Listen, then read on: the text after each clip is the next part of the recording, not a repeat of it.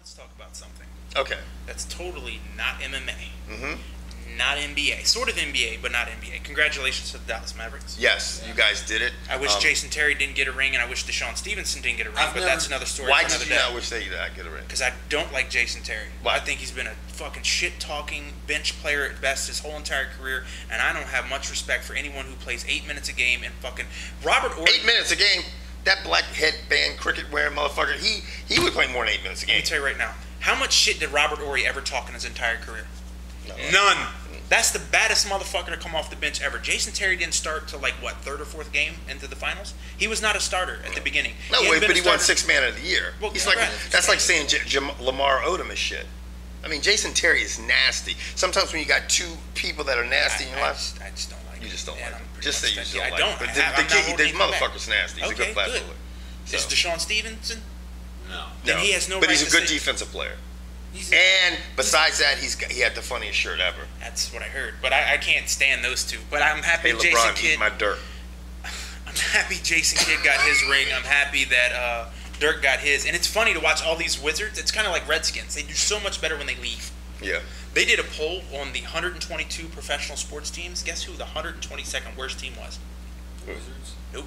What? Cincinnati Bengals. Oh, wow. Guess who was 121? Who? Why? The Washington Redskins. As of late, Yeah, I guess.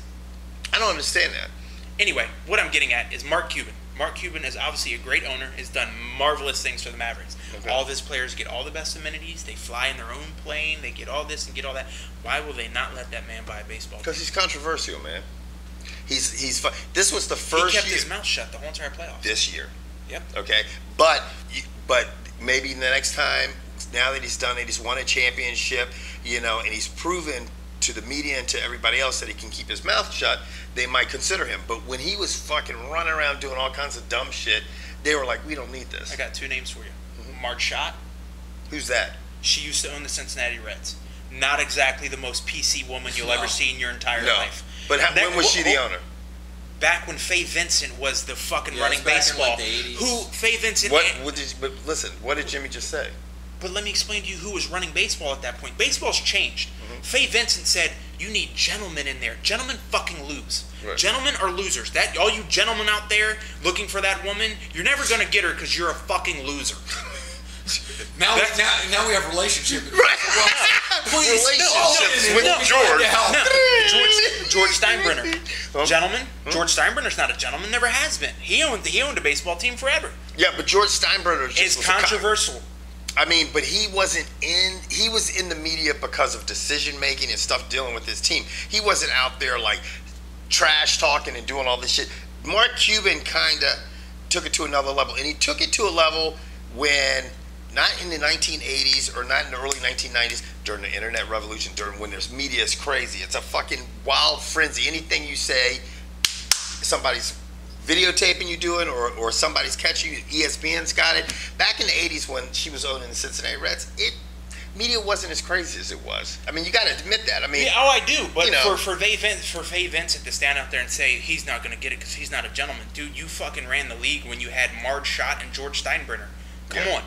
Yeah. I mean, I don't understand. Like in the whole thing with like he's the reason Pete rose. I mean, I would love to see him, but I mean, I'm just playing devil's advocate. Yeah, I'm playing devil's advocate. I mean, I would love to see Mark Cuban be an owner. I would love to see him, own a franchise that I root for. But when you got the good old boys, and that's exactly what it's funny that in baseball they decide who gets to own teams. Mm-hmm. Why? Why do they care? Yeah. The Mets are going under. They need a $200 million cash infusion to make payroll. Mm-hmm. That's insane.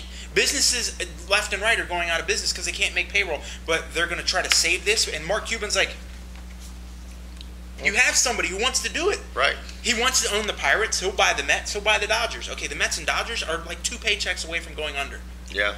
The Dodgers he should buy the baseball. fucking Dodgers because the Dodgers, man, they got enough issues with all the shit that's going on with the fans and the stands and stuff like this.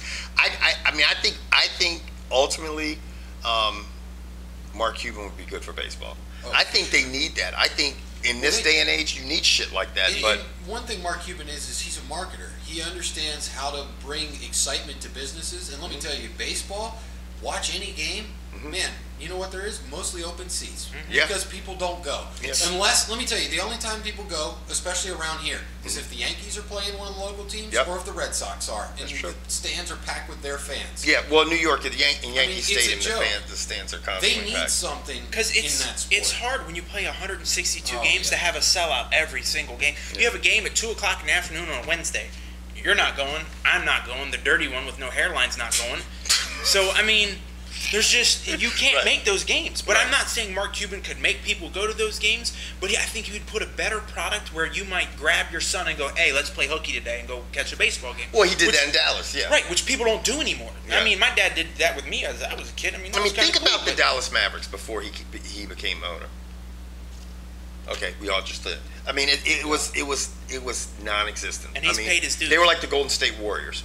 You know, and nobody wanted to go play there. Nobody wanted to go play there. Now people are falling and tripping over themselves to go play in Dallas. I mean, I think he could take a franchise and turn it into, if it was in a big market city like LA, and he could turn it into like Boston or fucking New York. Let me tell you this: he would turn Pittsburgh around. I think he could take the Pirates and turn them around. I mean, because those people there, if you have a team, they will support it. Yeah. And trust me, it's a baseball town. They did back when Willie Stargell and all those guys won a champion in '79 when they had. I mean, it was big. It was big back then. So, finally, we talked about something on the show besides MMA.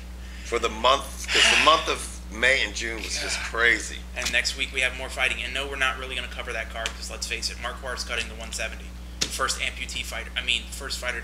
Good luck. Yeah, we're just waiting for the midgets. Yeah, that's what we really want to see. Is there anything else we need to talk about? No. McElroy should probably not blow this lead, but we'll see. Yeah, right now. Kevin and I are finally going to have T-shirts. Mm-hmm. We're working on it. Mm-hmm. Limited edition. And we'll talk about it next week on the show. Yes, we will.